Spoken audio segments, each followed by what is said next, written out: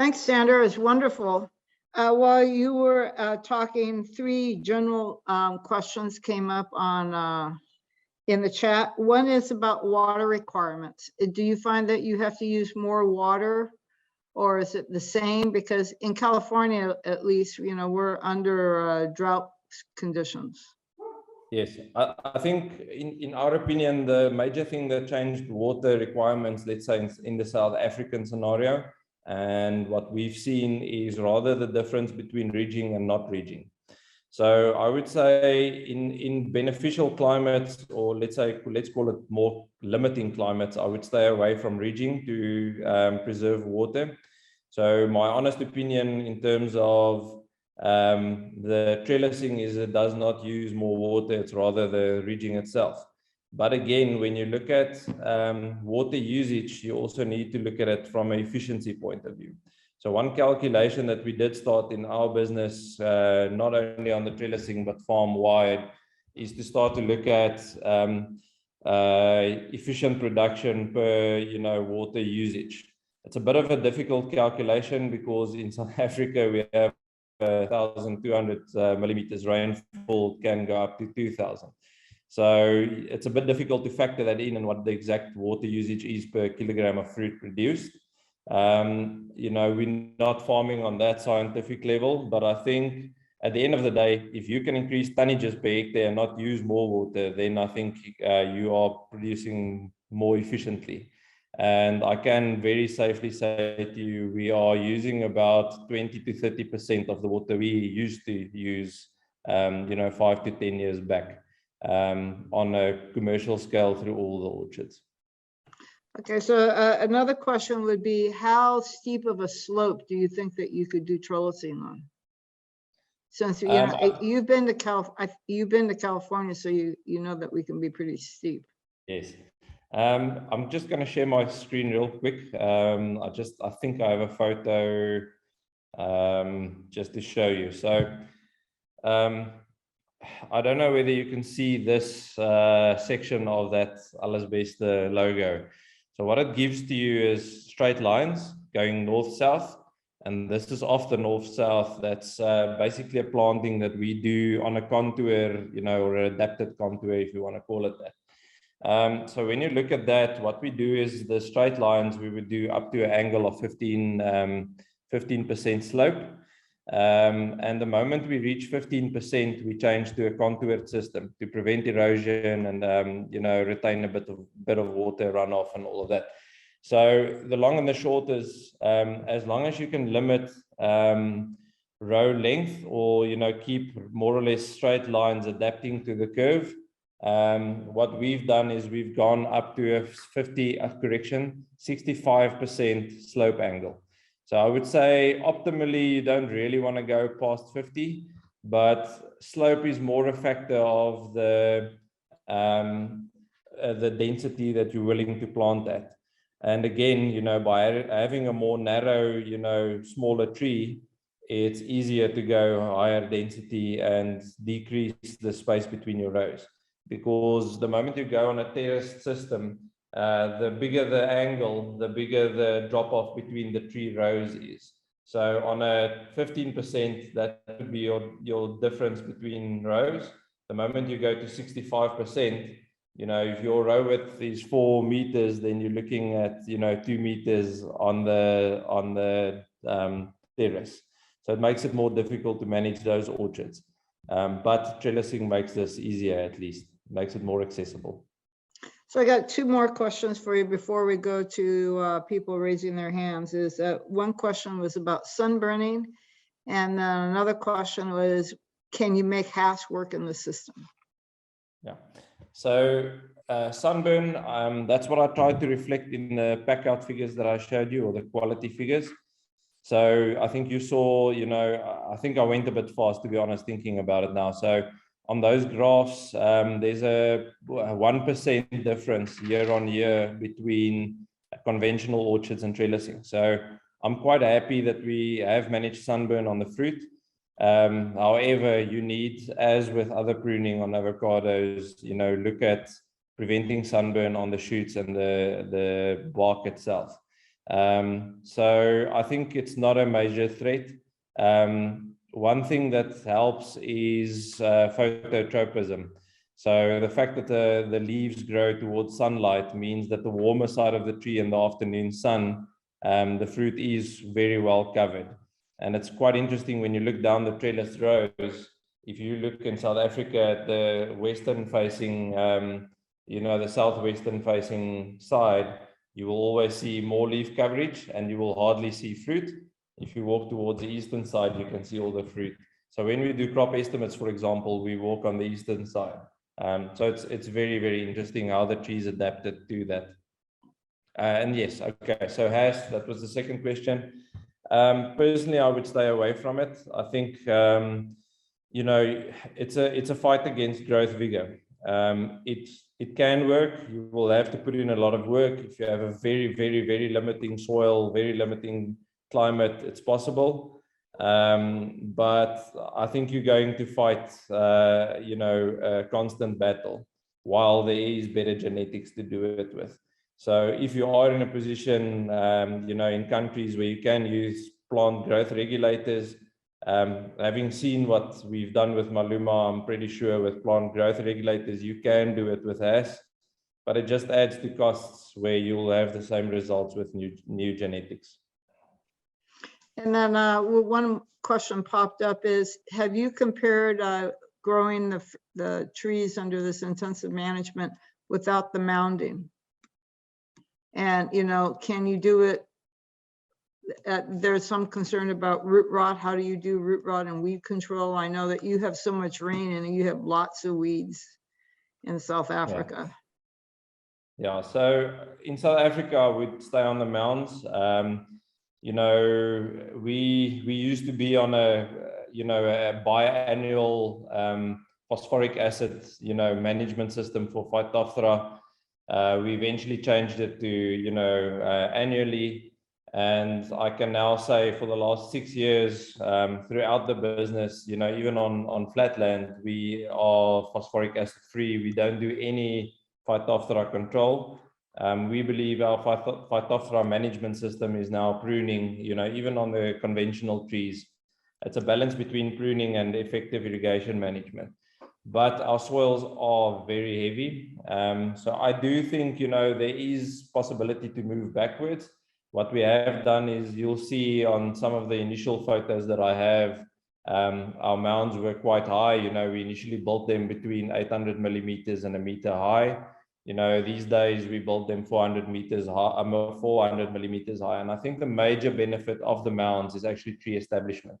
So again, you have to remember, the more efficient and the faster you establish your tree to full maturity, the faster you'll reach full crop potential. So for that reason, I would stick to mounds. So real quick, what is the Maluma harvest season compared to hash, at least in South Africa? So we've initially, it was about 4 weeks, and crop was quite low. To put it in perspective for you, at the moment, Alles Beste is sitting on about 60% Maluma production. Hash is around 30%, and the rest is the remaining cultivars. So we really can't afford to harvest in such a narrow window. So currently the window, so trellising has stretched that a little bit forward. So conventional orchards, basically the last week of March, and the latest we've gone was end of August, and then still efficiently, exporting even at those dry matter results.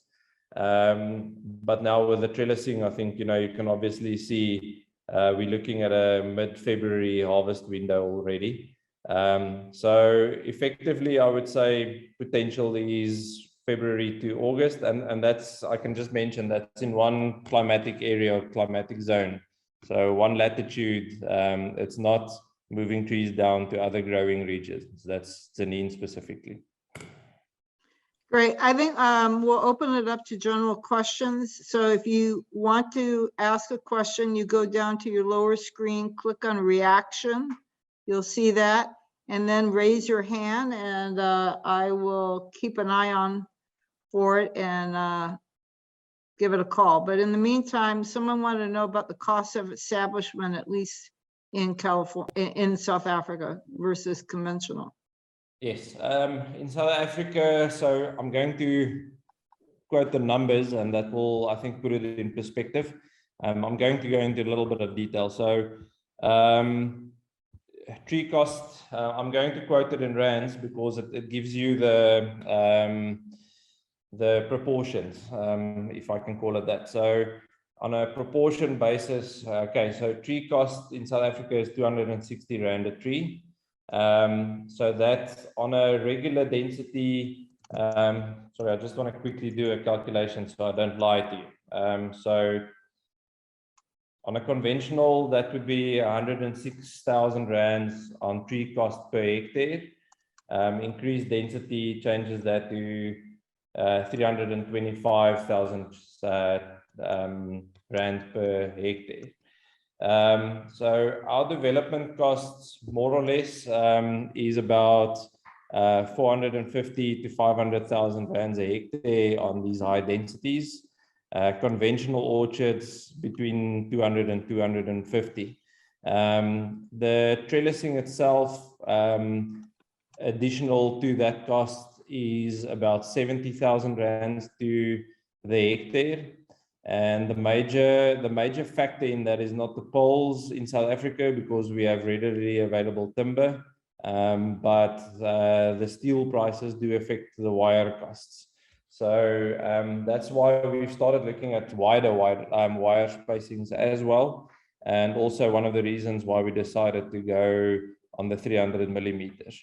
So it will be interesting to follow that in the future. But yes, so to put it in perspective, after 24 months since planting, we were basically 50,000 Rand short of breaking even.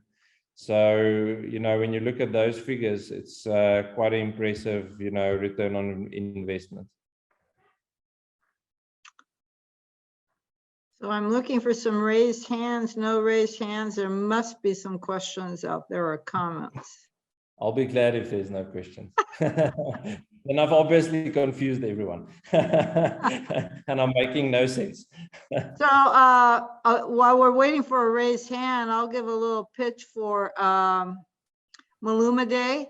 If you want to go and see these trellises in person, hopefully later this year, certainly in 2023, Alice Beste Nursery has a Maluma Day. It's definitely worth going. They're only an hour from Kruger National Park if you're interested in looking at wild animals, but Maluma Day itself is really worthwhile. You have people from all over the world that normally attend it. So you get to meet and talk to growers from all around the world, and you get to see what this trellis system up front and personal, and you can make your own decision by looking at it. Yeah, I think I can just mention attendance is free. We keep it free, especially for the international guests. I mean, we know you guys do a lot of effort to travel here. And I think the practical thing to do would be the moment we do extend invites, I will extend it to this group as well. So immediately then you guys can actually, you know, perhaps just fly it in the introduction at that point. But we hope to have it between July and August, COVID providing, and South Africa not breeding a new variant again. So let's have fingers crossed. So there was a question about the thickness of the gauge of the wire you use. I didn't quite catch that you gave that. Yeah, it's a 2.24 galvanized wire that we use. We basically went and had a look at what the deciduous guys are using in South Africa and went the same route. I think the major risk is just to keep rust away from the wires for as long as possible. So that's the reason why we went that way.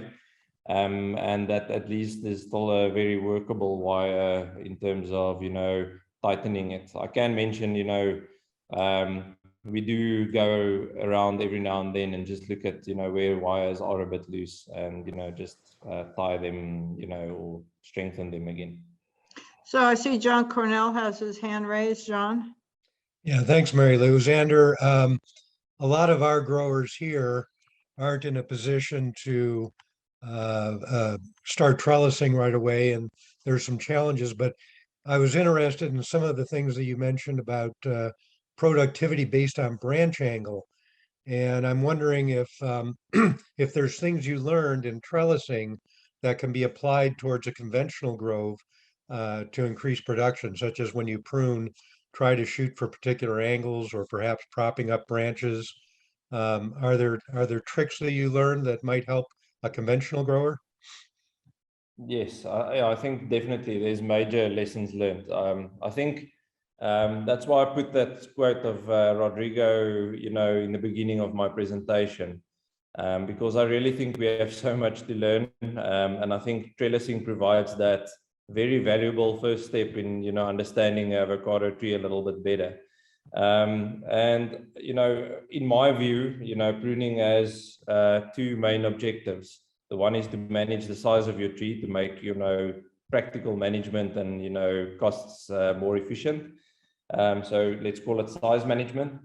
And the other side is, to rejuvenate the tree or to manage alternate bearing. But I put that under the same topic.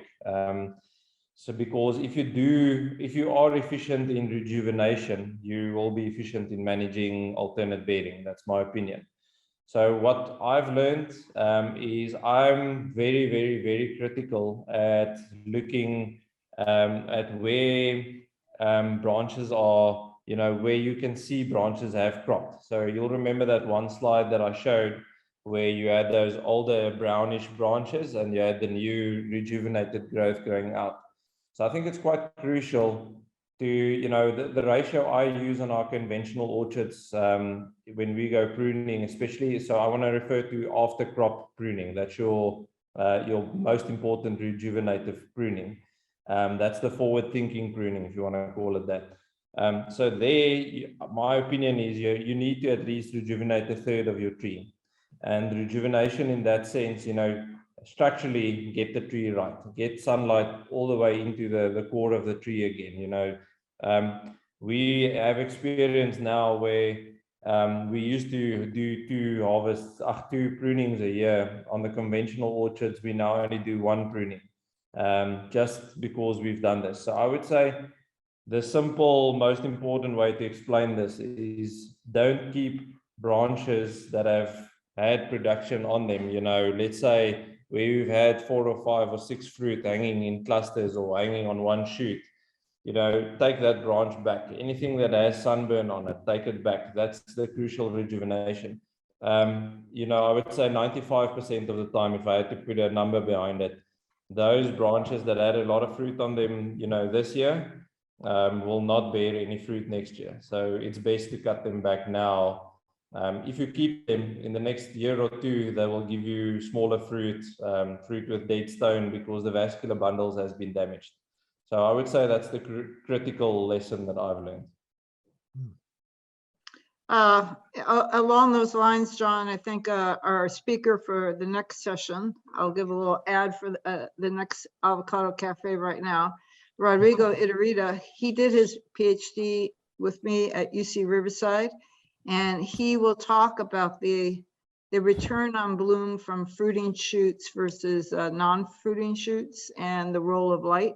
And I think that'll really definitely highlight as well what Xander just explained. Xander, we had a question. If you could show us, Nick, I'll get to you in a second, but first we had a question about someone asking if you could display a double tree planting versus a single one. I guess that's referring to the Tatura. Yeah, so I won't be able, I think, to get a photo very quickly. I'll try and quickly go back into my presentation and I'll at least be able to show it a little bit. So I'll try and make this as fast as possible. Sorry, okay, this is a good example. So on this photo, you will see on the single planting Tatura, what we've done is in year 1, we've split the tree in 2. So what we would do is a nursery tree usually comes with a single leader. So we don't train them in the nursery specifically for this or anything. What we do is in year 1, we would take the the vertical, the current leader coming from the nursery, and bend it towards the cooler side so that the warm afternoon sun hits the trunk of the young tree, or the main shoot or main stem if you want. So it has to be well covered with paint at that point, but that stimulates the growth for the second shoot going up. Sometimes you're quite lucky with Maluma. It tends to produce very nice selective growth, which can be bent if it's low enough to fit on the wires. So this is a split system, if I can call it that. So let's call it a V or a single tree split system. What we would do on the double planting is the tree is not planted in the center of the ridge or the mound. It's a little offset to the left.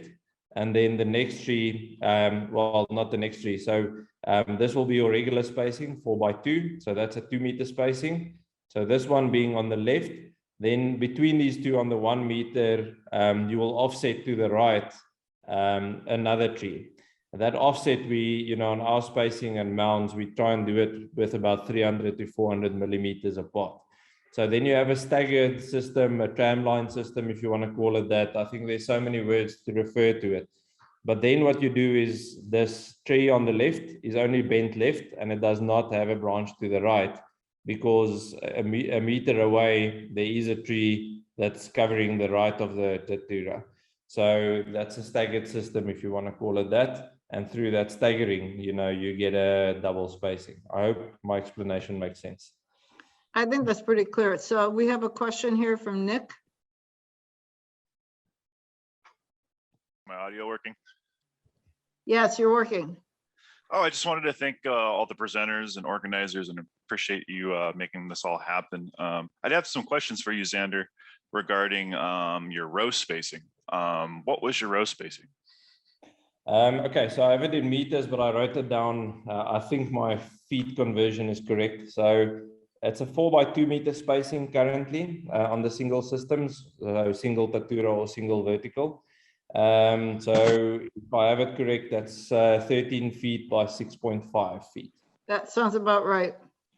Oh, and the reason for that, are you using like a space for a tractor to get in there, or for moving bins?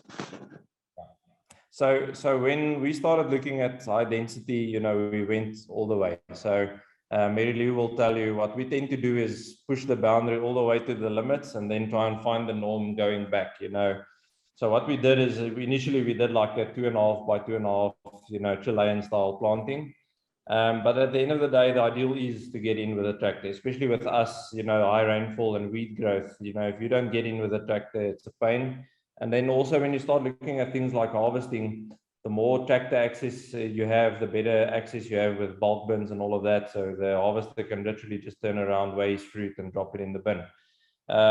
So because we have harvesting squads and things like that. So, the general tractor that we need for our conditions. So let's say slopes, I've mentioned slopes that we farm on, high rainfall and muddy seasons, those type of things, and then spray equipment that we need to use is roughly a 55 to a 60 kilowatt tractor. I'm not sure what the horsepower is, but just Google it, 60 kilowatt.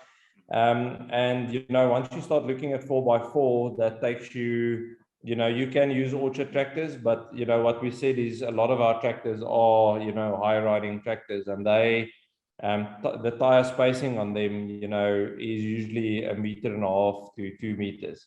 So we basically what we did is went and did a whole calculation of saying that is the row width that we want to drive through. What is the angle of the mounds? It looked like an engineering sketch just to make sure that we, have proper tractor access, but also keeping into mind what the apple spacings was, the deciduous fruit spacings. So a lot of them are on 4 meters. And then we started getting to a point that we were considering 3.5 by 1.25 and things like that. But that just pushes up, development cost, it delays return on investment. So if you don't have exponential benefit in production again, as you had from 7, it's not worth it. So I would say that's how we got to the spacing. And then obviously with a datura, you can't access it with a high riding tractor. You need an orchard, size tractor. smaller ones, and then you're down to maybe a 1.1 to a 1.3, with tractor, but still, 4x4 and 60 kilowatt. I did have another question. Were you using micro sprayers or drip on your trees? So I have a major issue with micro jets. I think almost to There's an two of us. emotional level. So we switched to drip. Everyone said it can't be done on high clay soils and high organic matter soils. I think after a large part of not having to struggle with Phytophthora is our change. So what we do is we've done calculations with Netafim in South Africa, where they do trials and they draw graphs for you at your lateral movement and your vertical movement and infiltration rates and all of that. So in our scenarios, we are working on a 1 liter per hour, 500 millimeter spacing on the drip. Changed my life. We used to say, and most of the avocado industry would say, our root systems are very shallow. You're looking at an avocado root system of 10 millimeters to 40 millimeters, into the ground, in grades, not 40 millimeters, sorry, 100 to 400 millimeters. You very rarely get feeding roots below 400. With drip irrigation, even on flat land, we've managed to get that as deep as 700, 800 millimeters down. So definitely, what we've seen is improvements, and I think that allows us to manage our irrigation a lot different, because now you have more efficient buffer zones. Your root actually is not exposed to the harshness of the surface anymore. So I think my opinion is drip, if it's correctly applied and it's scientifically approached, it is the way to go. It changes a lot.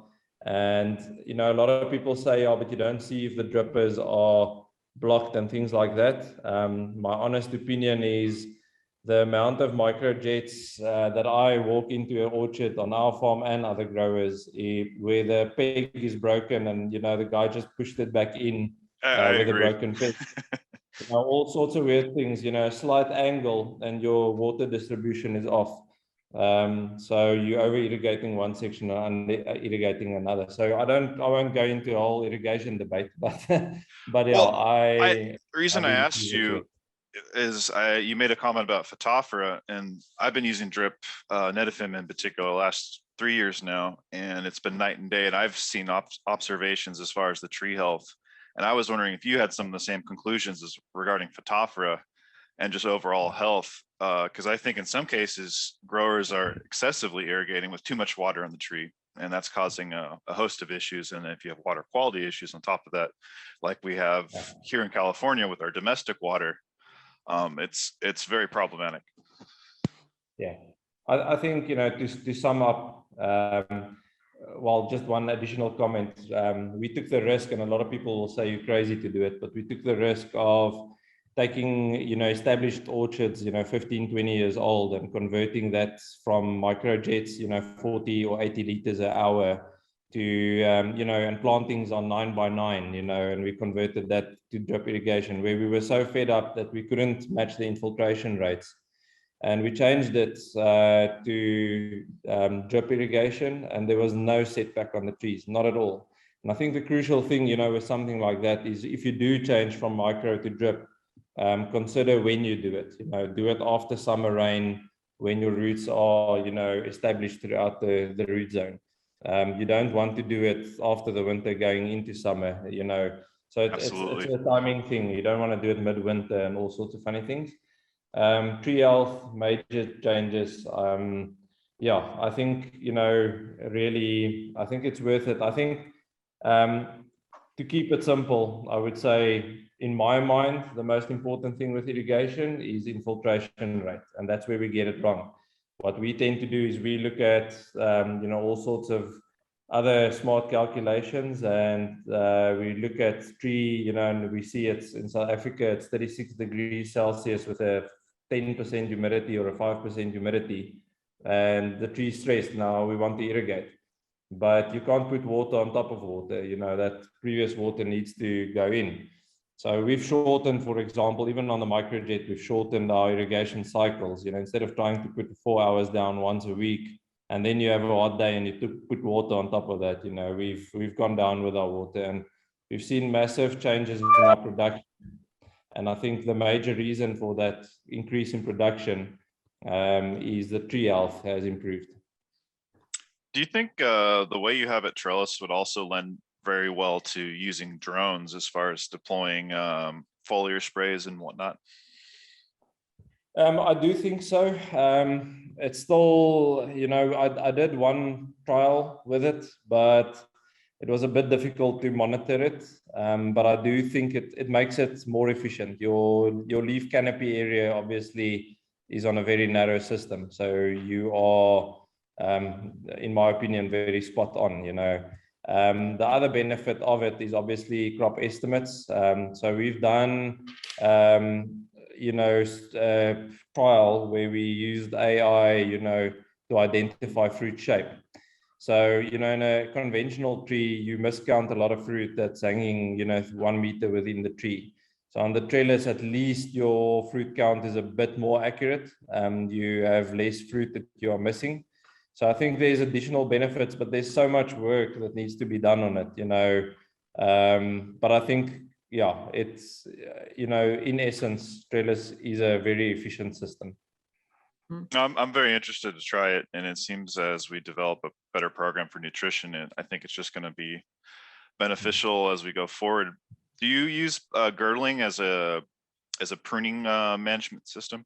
As far as like if you have a tree that's going to be alternate bearing because it's produced excessively one year, to get it back into production the following year, or do you just let that tree recover if it's, say, produced 100 pounds and you're usually getting 50 or 30 pounds a tree, and so it's already covered itself for the following year, if that makes sense?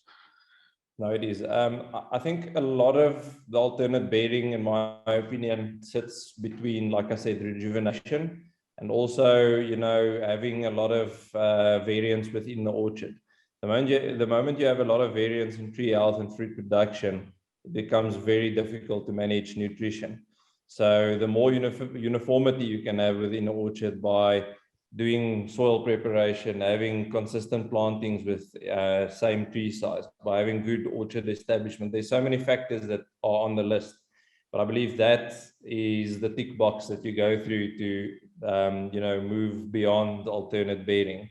And then, I would say, I think, I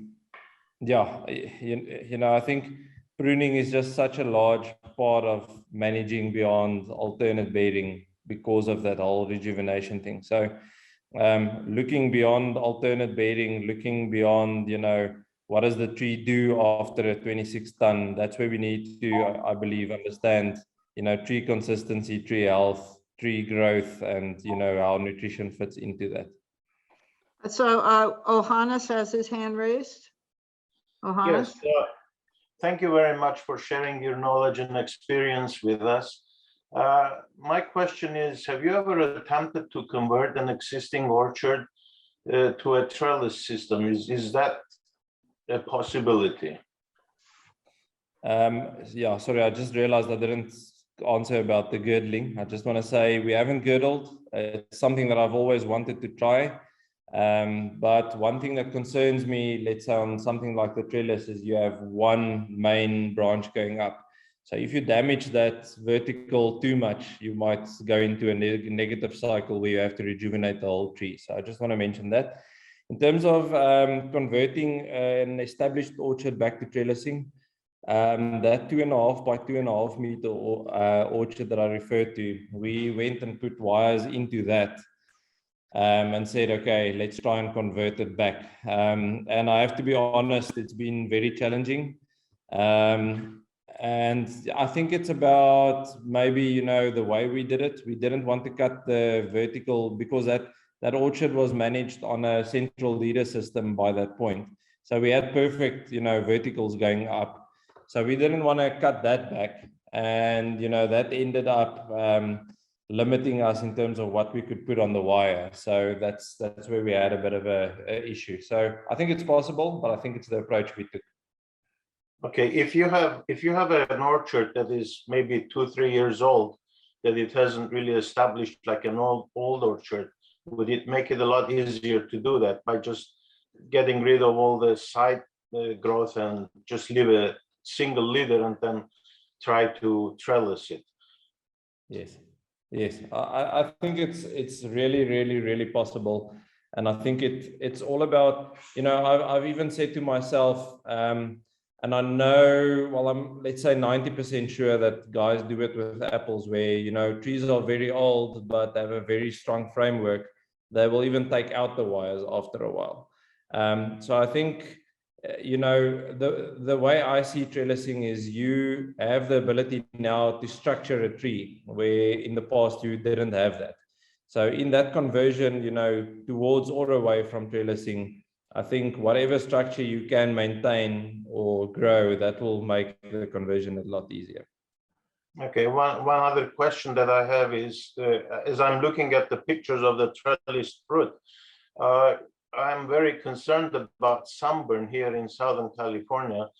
That's one question. And the final question that I have is, when you're converting from micro sprinklers to drip irrigation on an established orchard, how would you figure out how many drips, at what rate of drip to convert from the micro sprinkler to the drip irrigation?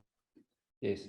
Okay, so sunburn, I said it a little bit earlier, is we don't see a higher risk than we see with conventional orchards. So again, you know, with phototropism, you know, trees growing towards the sunlight, the leaf coverage tends to be on the warmer side of the tree. The other thing is, you know, by timely pruning, we're pruning just after harvesting, and then we do a very hard structural pruning, and from there onwards the tree goes. So I think, you know, to put it in perspective, let's say like with the photos that you've seen, you know, those trees, some of them were severely, you know, managed with uniconazole. But even with that, you know, I think we tend to forget that, you know, let's say cultivar specific as well. You know, you have cultivars that tend to hang fruit a lot more on the outside than others. So Maluma, by its genetics, tends to hang the fruit a little bit more towards the inside. So at the end of the day, you know, I also have to take photos that show the fruit very well. So you go to, you know, these trees that show it well, but even the ones with a good foliar cover, you know, has those fruit. So a lot of times, you know, I was going downwards to take photos up into the tree and things like that. So it's all about angles, and I think, you know, also the overlapping of the trellis. So, you know, if you go on a too wide spacing and too low, you'll have a sun, you know, the sun moving into the orchard a bit more. So there's a few factors that you can play with. But like I said, you know, I can't argue for the fruit that's in the sun, but I can tell you that the packouts are definitely not worse. And it might be that other factors are better managed. So, you know, we'll have to pin it down. But I can definitely say packouts are not affected by trellising. Then your second question about converting to drip. So, you know, we are quite fortunate. Our soils are very uniform. So what we've done with Netafim was we went to each farm and did an analysis of the infiltration rate and the lateral movement. And based on that, you know, we had a choice between 0.7 liters an hour on a 500 ml spacing or a 1 liter per hour. And we decided to go for the 1 liter an hour just from a management point of view. So it's consistent to soil types. But again, you know, what they basically do is they put a bucket full of water on a little pedestal, and it has the dripper at the end of it and uses gravity to feed that water into the soil. And they let that run. And then the next morning they come in and they do that graphical analysis of what the water movement was. But it's really not, you know, it's not an impossible task. It's really not something that's difficult. So the suggestion would be to get, you know, someone from the drip company to do tests like that and know you covering, you know, your angles, because unfortunately it is soil specific. So we have two more questions. One is on chat. I'll ask that one first before I turn it over to you, Greg. The one question is, what is the Tatura trellis angle that you would recommend? And how tall do you maintain the tree canopies, both on the wire and in the Tatura? Sorry, just repeat the last section. How tall are you planning that you think that you can maintain tree height? So with Tatura trellis angle, I would say probably the closer you come to the vertical, the better. You have less sunburn exposure on your laterals and less sunburn exposure on your vertical as well. The main benefit of the Tatura is not necessarily the angle. It's more, in my opinion, the fact that you have double the vertical. So you have double the production capacity to start with. I do believe that the offset angle has a benefit in terms of the way the tree flowers, but also the fruit tends to drop through the wires and hang, you know, below the vertical. So optimum angle, if I can remember correctly, we were working between 11 and 18% off the vertical. But I can, you know, share when I share the presentation. I'll just try and find the PDF that I have of the design that we did. And that shows all the measurements, you know, including the mound height and things like that. In terms of height, we are currently managing on a, you know, on that 4 meters, the 80% still is a 3.2 meters, if I'm correct. That's about 10 feet, about 10 feet. Yeah, so I would look at 80%, but I would also look at pole availability. So, you know, try and use a standard size that you don't have to cut or you don't have excess, you know, pole. But in the deciduous fruit, I know they go 100% of row width because you're managing such a narrow tree. So one of the next trials that we need to do is to go to 4 meter on 4 meter. So 4 meter spacing between the rows and 4 meters up. The downside of that is, you know, then harvesting does become, you know, more challenging again. You can't harvest everything off the orchard floor, where on 3.2 meters, that's a very, very accessible harvesting tree. Thanks, Xander. So Greg?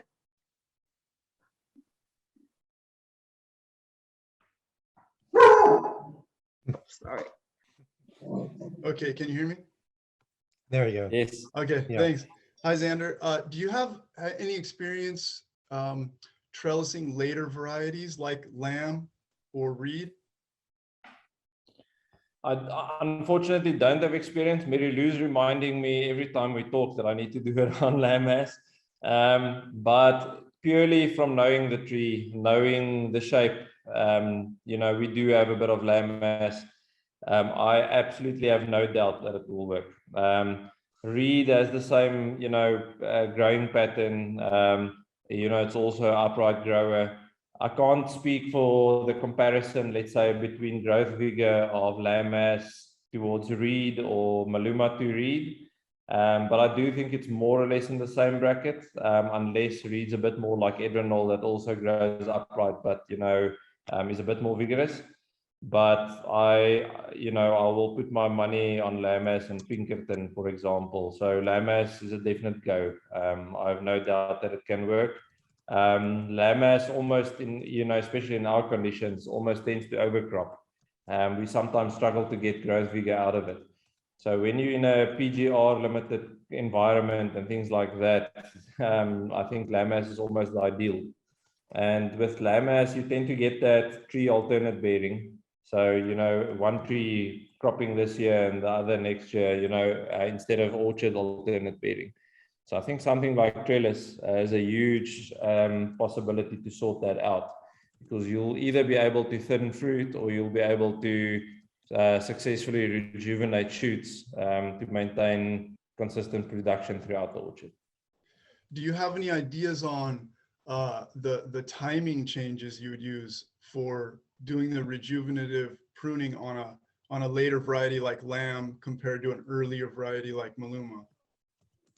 So what we do is, like I said, whether you're on a conventional orchard or trellis, your hardest pruning, in my opinion, should be the pruning right after harvest. And with my dad, he reached a point last year where he was so stressed because I was pruning way too early, and especially on the trellis where you are going to push growth vigor. So, me being a bit young and ignorant, I just did it. And, after a month or two, these trees, but I mainly did it just to get ahead of my program because, to get through those 30 hectares with just 2 guys, I really needed to push them and get ahead of it. So, and yeah, I can honestly say, even with conventional orchards, to get that structural pruning as early as possible, that gets you the most growth on the tree or on those shoots that you've rejuvenated before the next flowering. And if you take that into account, you take into account what Rodrigo will explain next week about, shoot differentiation and the ability of that to flower, the earlier the better. And yeah, so I would say it's not about having an early or a late variety and the timing of that. It's about doing it as soon as the fruit's off the tree. And if that's a hard pruning, then your summer pruning, is just managing the odd flush and just, managing some, bull shoots. And sometimes it's only one bull shoot for every second or third tree. So yeah, I would say that's roughly the structure to maintain. Thank you, Xander. So we've reached that magic point. We said the meeting would be from 8 to 10. Xander, would you mind answering more questions if there's more questions after I at least make a few? So that's great. So if you want to stay around, I'm willing to stay around too, and we can have more discussion. But for those who have to leave at 10 o'clock, I want to thank you very much for your participation. I definitely want to thank Louise and Xander for their presentations. I thought the presentation by Louise is very important because it's a crop in California that's sort of sitting in a similar boat as avocados. And,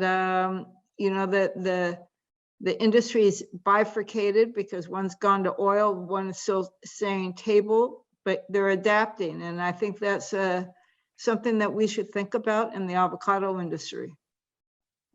So if you haven't participated before on this, you will receive an email from Cafe Avos, the listed here on the slide, letting you know when today's video will be posted on Avocado Source. Louise and Xander are also going to provide me their PowerPoint presentations. And Louise and Xander, if you have any other documents that you think would be good to have posted on Avocado Source, please send them to me and I'll make sure that they get posted. Also, you will be getting an email. We're still working on the date for the next meeting. It'll be sometime within the next 3 to 5 weeks. But as I indicated earlier, we were going to have Rodrigo Iturrita. He's going to talk about growth patterns in avocado and what it means for productivity. And Rodrigo was very happy that Andre, Xander's dad, took great interest in his research, and Rodrigo will be able to talk about the differences in growth habit of Hass and Maluma in California versus Hass in Chile versus Hass in Peru versus Hass in California. And I think you'll find out that it's all about light management. We also are going to have Geraldo Aldonate, who is a consultant from Chile. He will now give an overview, hopefully in coordination with Rodrigo, about pruning strategies so that you can maintain light. Because light is what it's all about. Xander alluded to it. There's been research that was done by in Israel many years ago about how much PAR penetrates, which is photosynthetically active light that reflects into the tree canopy. Is only about 3 feet. And so again, that makes canopy management important. We want to be growing fruit and we don't want to grow wood. So with that, I hope that you can participate in our next meeting. And then also please either send myself or Cafe Avos any suggestions that you have for topics, because the nice thing about this meeting is that we can go around the world and have speakers. We're not limited to speakers in California. I can go and approach anybody in the whole world. So if you know of someone sitting someplace in Colombia or Peru or Chile or Australia, New Zealand, and you think that they have something that would be a benefit to us, let me know and I'll approach them. Also, if you know of anybody that you think would be interested in this meeting, please share this email address or share the announcement when you receive it. So thank you very much for participating. And if anybody else has any more questions, or Greg, if you have any more questions, please go ahead.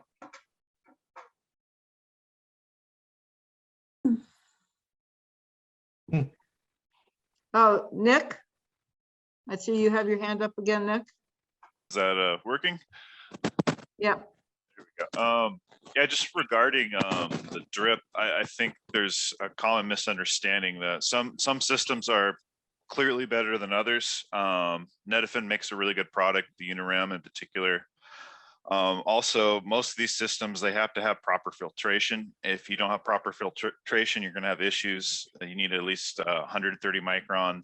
I highly recommend an automatic filtration system, as you can set the differential pressure to your own specifications, what you notice as far as observations on the quality of your water.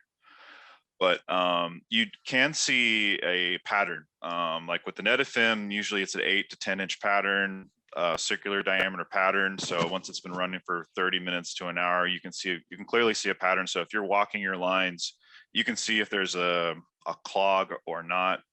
Just a comparison to the micro sprinklers. Every time I run a block with micro sprinklers, I have to fix clogs, and I have issues with them. With the drip, I think in 3 years I've had to cut out an emitter and put a new piece in maybe 3 or 4 times. So it's just night and day, and I can't stress that enough. I've put it with new trees, and I've done it with existing trees as well. And once again, I think Zander made a really good point. It's just the timing. So if you start putting in a system, say in the wintertime, would probably be the best time here in California, whereas you would not want to do it during the summer or the hottest time of the year. So just my 2 cents. Thanks, Nick. Any more questions for Louise or Zander? Louise, I have a quick question for you. How much does it cost per acre to establish those olives on wire? It cost us a little bit with those big poles. I wouldn't use such big pole. I wouldn't use such big poles, but it cost us approximately with the 3 wires and the poles about $450 per acre at the time we did it. It was in 1999 we did it. 450 or 4,500? Oh, no, 450. And I can look that back up again and give it to you exactly. Okay, great. Thank you. John? Yeah, Louise, was that $450 for just the equipment, or did that include labor? That was just for the equipment. I'd have to look up the labor charges, and I will look up more current ones and give them to you, because like I said, that orchard was established in 99. Okay. That would be great, Louise. Thank you. Yeah. Greg?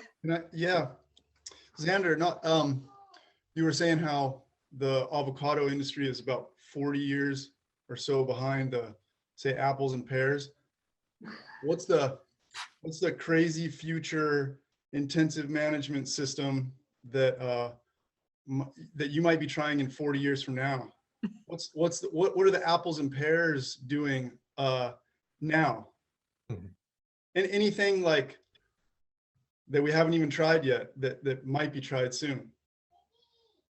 Yeah, I'm trying to think. Yeah, that's a real trick question. I have to say, a lot of what I've done, I'm not as updated, on what they're necessarily busy with at the moment. let's say from a production point of view, what I do know is, obviously, I do think they are cultivar-wise, way ahead of us, genetics.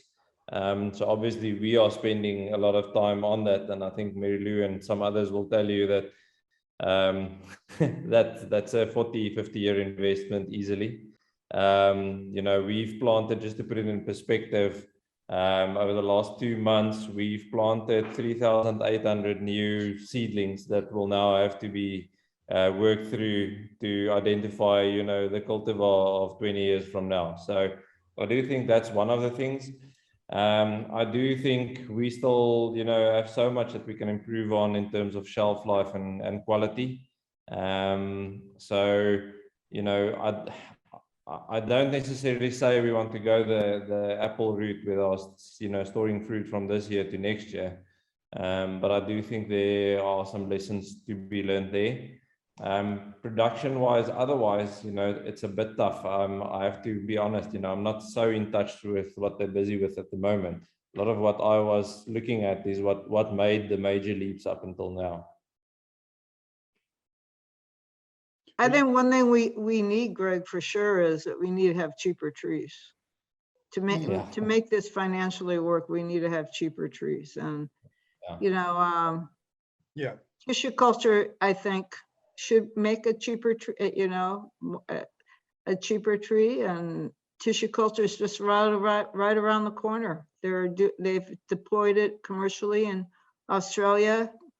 We have a group, at least one group in California that is working on that. So I think that's going to be a key component. And I think Louise will talk about that. Tissue culture for olives is standard practice, right? Yes, for the oil olives, it's a standard practice now. And for many of the pistachio trees also.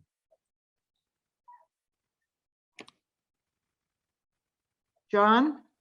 Yeah, Mary Lou, I was going to add, I visited a commercial apple orchard up in Washington last year, and was very impressed by the cooling, the crop cooling aspects, which is an issue that as an industry, I think we're going to have to adopt at some point in the future. Last year, we dodged a bullet, but that's surely going to be an issue in years to come, I would imagine.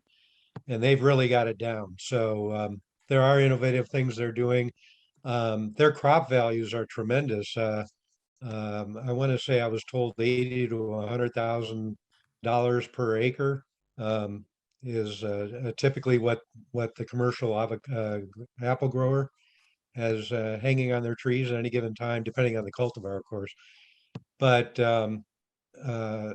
they really have it down to a science with what they're doing. And crop cooling is something that's universally adapted to pretty much every commercial grower in Washington and Oregon now. I think that's a really good point. And if we went to some kind of high density, whether it's Trellis, Satura, or just standard high density, the crop cooling is going to be a lot more efficient than with big crops. You're going to have a lot less issues that you have to deal with in terms of cooling the crop. So that's a very, very good point. I think I can just mention, we obviously, with our low humidities and fruit sets, in pollination period, we ran a trial where we did 3 different types or 3 different volumes of misting down the line within the Tatura system, to see whether, we have an effect on humidity, and, whether that effect translates into, increased production. So we did have a massive effect. I think we could drop temperature with about 5 to 6 degrees Celsius. And it had an obvious effect on humidity because those misters. But your problem is the amount of volume of water that you need to put through. And, in South Africa, that period of 35 degrees Celsius can, maintain for 3 to 4 hours. So it becomes a water issue rather than a functional issue. But we didn't see increase in fruit set, so production, so it wasn't really worth it for us. There's a slight improvement, but it's not massive. I have the data on that and whatever, but Yeah, so the long and the short is, I don't know what other methods they are using, but in terms of raising humidity through moisture, that we couldn't see any results. Yeah, 35 degrees for everybody is upper 90s, which is Hass avocado, at least is not like the upper 90s. So, well, Yeah. any Sorry, guys, more? I need to start, it's 8 o'clock in the evening. I still have an half an hour's drive home. So maybe if there's one more burning question, I'm happy to answer. But I just really didn't realize how late it's getting. Yeah, you need to go home and have your glass of pinotage. Yeah, it's almost getting too late for that now.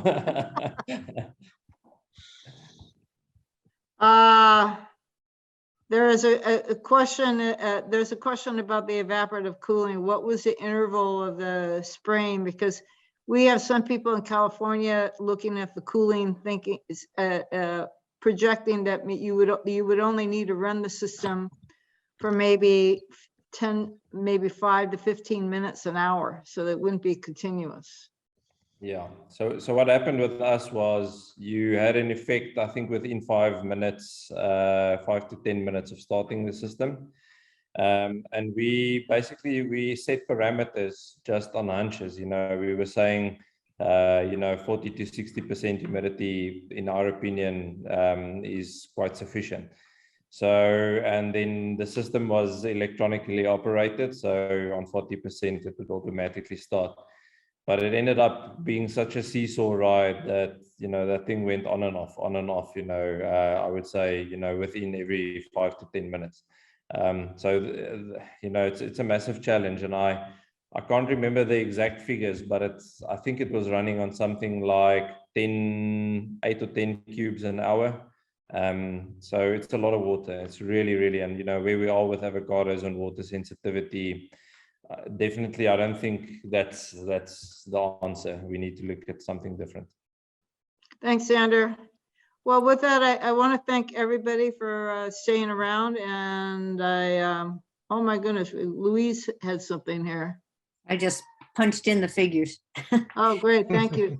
So what I will do is I will take the chat transcript and sort of put the comments in somewhat in order as well, so that when we post the recording, we'll also post the chat, because there are answers in the chat. So I'll be able to do that.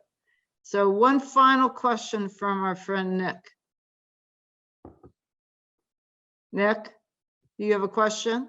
I do. I just was wondering if anyone noticed a difference in California in 2020. We had as growers know here, we had a massive heat wave, and honestly, I didn't see any inherent benefits. If there was a density that was 10 by 10 or greater, I didn't see much of a difference with the microclimate. And I noticed stuff that was, some of the plantings that I have, they're 5 feet by 10, and particularly the 5 by 5.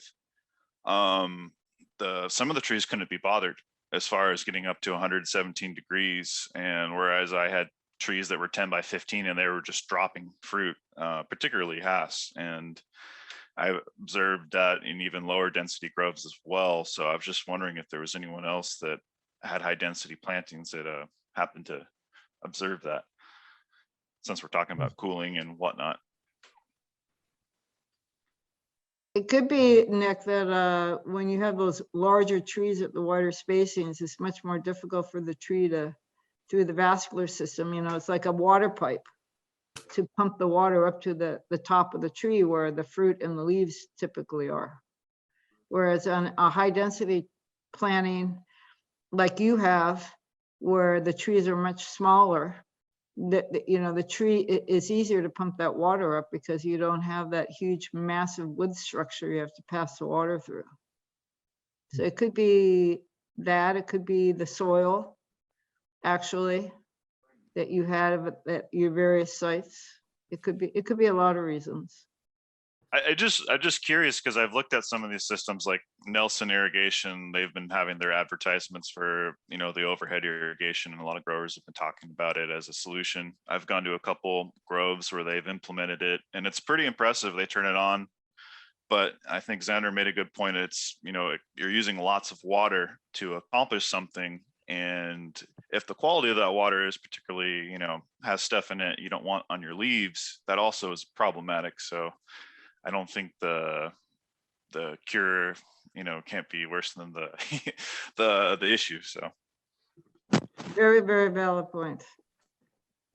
Well, thank you all very much. I hope you have a remainder of your day, a great day, and we'll hopefully see you at the next Avocado Cafe. Again, if you have any ideas or suggestions for topics, please let us know so that we will be able to pursue those. And I want to thank our friends from overseas. Most of them have dropped off because it's late at night or very, very early in the morning for them. And but we had participation from around the world today, so that was exciting. Thank you, Xander. Thank you, Louise. Bye-bye. Thank you so much for the opportunity. Have a nice evening. Nice day. Bye, everybody. Bye-bye. Bye.